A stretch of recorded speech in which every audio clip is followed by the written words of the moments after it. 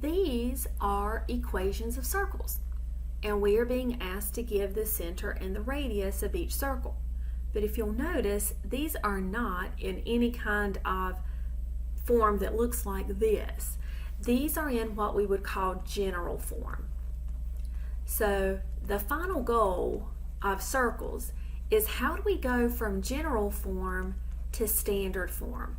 We're going to see this as a repetitive need as we go through all of our conic sections. We're going to want to be able to transform these from general form into standard form. And it's going to need some review of a topic called completing the square. You have done completing the square many times, but let's review it just to make sure you're solid on how the process works. It is important that the lead coefficient be equal to 1. So if it's not, you're going to have to get it to be that way. So here, let's just start with, okay, so the lead coefficient is 1 in this first example, so we're all good. Well, what's the next step? The next step would be, you take half of the coefficient of the linear term. Now, if you think about a quadratic equation, the linear term has a coefficient of b. So we take half of b, and then we square it, and then we add to both sides of our equation. Now, in this case, we don't have two sides of an equation. We just have the expression because we're just practicing here. We'll see plenty of examples as we go to the circles. So, half of 6 is 3. 3 squared is 9. So we would add 9 here, and you're always going to be adding. Now, the purpose of completing the square, why are we doing all this? We want to be able to factor this into a binomial squared. Consider the equation, the standard form of the equation of the circle, binomial squared, binomial squared. So we want to have a binomial squared.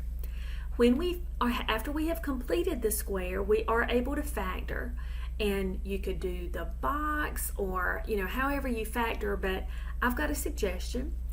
Everybody contributes something. It's going to be the square root of the first term, the sine of the second term, and the square root of the last term. So x plus 3 quantity squared. Okay, so let's move on to the next term. Let's add step 3 is to factor into a binomial squared. That's what we are trying to complete the square on. So it always will factor into a binomial squared. All right. Now in our second example, we have a lead coefficient that is not 1. So what we are going to do is we are going to factor out whatever this number is, because it's got to be 1. So whatever it is, even if it doesn't go in evenly, this one does, so that's kind of convenient. We will factor out the 3, and we have x squared plus 3 times what would give us 6, that would be 2x, and then we're going to be adding something. So here we go, half of the middle term, 1/2 of 2 is 1. 1 squared is 1. So we will add a 1 inside here. Please notice, to the other side, that 3 is multiplying that 1. So when we would add this to the other side, we would need to make sure that we added 3 to the other side. Again, this will make more sense when we start doing some on the circles. But add to both sides, and I'm just going to put check yourself, which is a good suggestion for many things. So this would be factored now into 3 times square root of x squared is x, contribute a sign, square root of 1 is 1, 3 times x plus 1 quantity squared. All right, and then one more. We have a lead coefficient that is not 1, so we will factor out a 6.